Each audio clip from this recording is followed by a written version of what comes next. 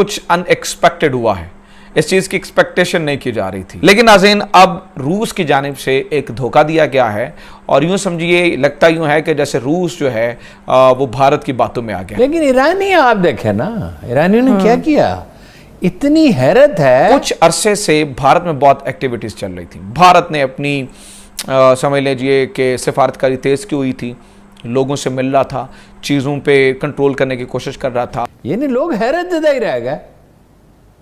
और किस आदमी ने, अहमदी ने याद ने इंडियन टीवी पे कहा कि पाकिस्तान ने जो है वो मदद की है और ड्रोन तैयारे दिए हैं और ये किया। रूसियों ने कहा था हम तकरीब में शिरकत करेंगे, लेकिन फिर आज उन्होंने इनकार कर दिया, इसलिए कि वो उसमें वो लोग शामिल है, हक्कानी ग्रुप खास तौर पे। रूस ने तालिबान के साथ हाथ कर दिया है और इस हाथ करने से तालिबान का एक बड़ा नुकसान हो सकता है। और नॉर्दर्न अलायंस, इंडिया पहले तालिबान के खिलाफ है, ईरान अब खुलकर तालिबान के खिलाफ हो रहा है, और अगर रूस इसमें शामिल होता है तो नॉर्दर्न अलायंस का रिवाइवल, जिसने तालिबान को बड़ा टफ टाइम दिया था, उसके भी इम्कानात किस तरह से रोशन हो चुके हैं।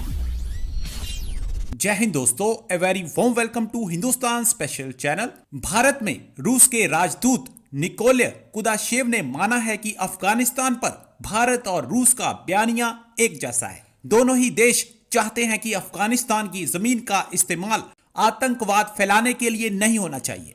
रूसी राजदूत ने यह भी कहा कि अफगानिस्तान के संपूर्ण हालातों पर रूस और भारत के रुख के बीच बहुत समानता है, इसीलिए रूस ने तालिबान को उसकी औकात दिखा दी है और तालिबान के शपथ ग्रहण समारोह में ना जाकर सारी गेम ही पलट कर रख दी है।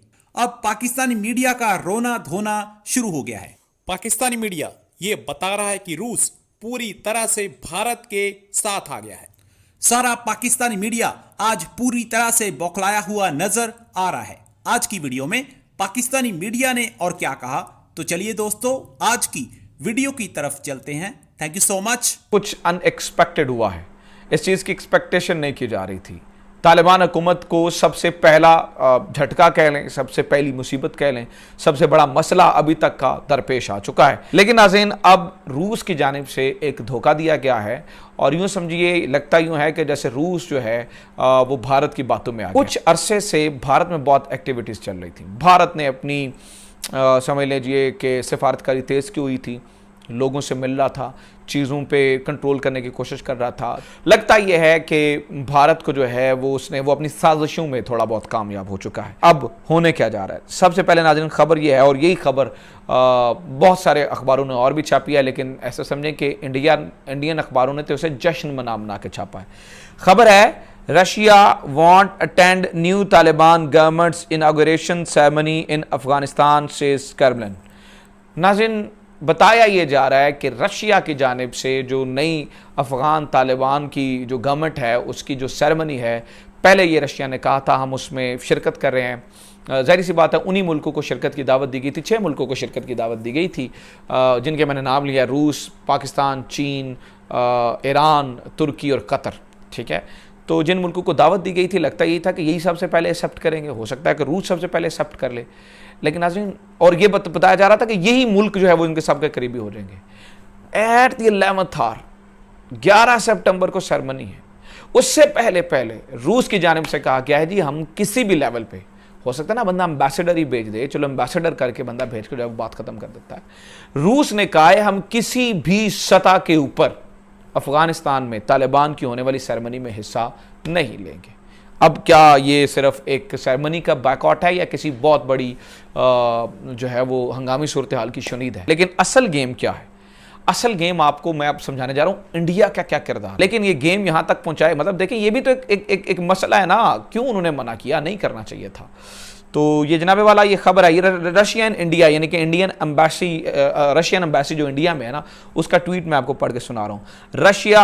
Russian security council secretary Nikolai Patrushev met with Indian External Affairs Minister R.J. Shankar. A wide range of bilateral issues was discussed.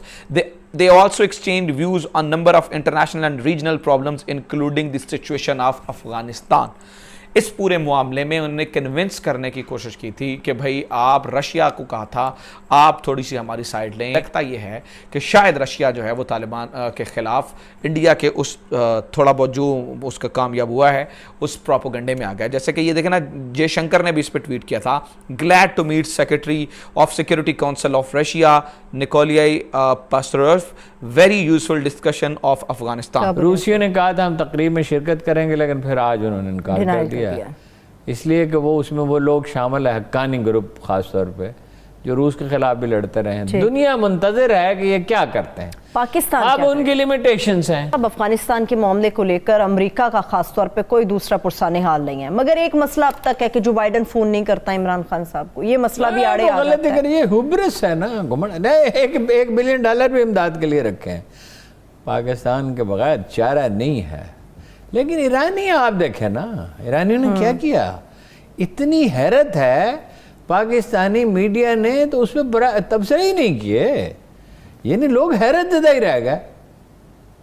और किस आदमी ने, अहमदी नयाद ने इंडियन टीवी पे कहा कि पाकिस्तान ने जो है वो मदद की है और ड्रोन तैयारे दिए हैं और ये किया। पाकिस्तान ने कभी उसमें तबसरा नहीं किया। आप ईरानियों ने अमेरिका की मदद की अफगानिस्तान पर कब्जे में, शमाली इत्तेहाद के साथ ताल्लुकात तो ईरान के ही थे।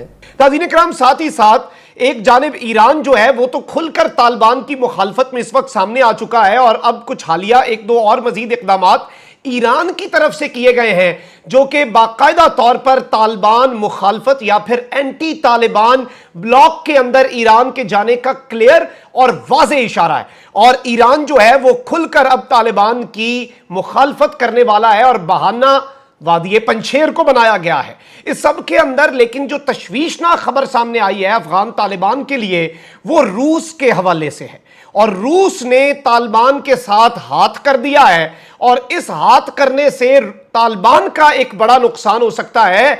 और नॉर्दर्न अलायंस, इंडिया पहले तालिबान के खिलाफ है, ईरान अब खुलकर तालिबान के खिलाफ हो रहा है, और अगर रूस इसमें शामिल होता है तो नॉर्दर्न अलायंस का रिवाइवल, जिसने तालिबान को बड़ा टफ टाइम दिया था, उसके भी इम्कानात किस तरह से रोशन हो चुके हैं। क्रेमलिन पैलेस जैसे अमेरिकन व्हाइट हाउस है, हम कहते हैं कि व्हाइट हाउस ने बयान जारी किया है, उसी तरह रशियन प्रेसिडेंशियल पैलेस जो है वो क्रेमलिन है, और क्रेमलिन के स्पोक्स पर्सन जो हैं उनकी तरफ से एक स्टेटमेंट आई है जिसने अफगान तालिबान के और रूस के ताल्लुकात के अंदर एक काफी सवालात भी खड़े कर दिए हैं।